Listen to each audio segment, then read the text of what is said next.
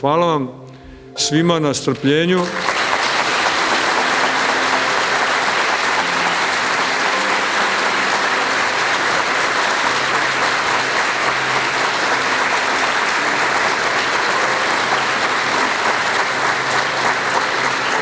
Hvala vam na strpljenju i sve da Gospod blagoslovi. Praštajte. Ali ne dolazim svaki dan ovde u Kragujevac, a posebno, pogotovo ne dolazim na pravni fakultet i na univerzitet. Još jedan put hvala gospodinu rektoru, hvala dekanu, profesorima, gradonačelniku i naravno pre i svih i posle svih u isto vreme našem vladici.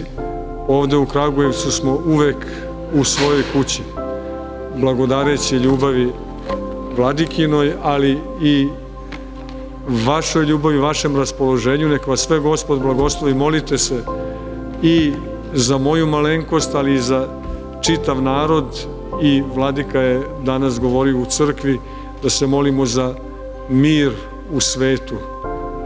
Vidimo koliko je to neophodna stvar, koliko je mir ugrožen sa svih mogućih aspekata i koliko zapravo nismo ponekad ni svesni kad se nas dvoje prepiremo i svađamo, da iza toga mogu da se kriju ko zna kakvi interesi, ko zna kakvi ciljevi.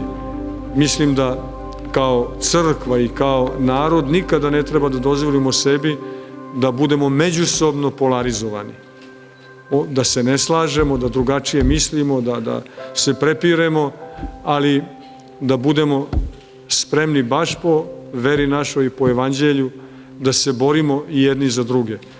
Nemamo ništa od toga ako smo se s vama posvađali, a bili u pravu. Evo to na pravnom fakultetu da kažem. Bolje je poput Gospoda Hrista da se odreknemo svoga prava, a da ostanemo u zajednici.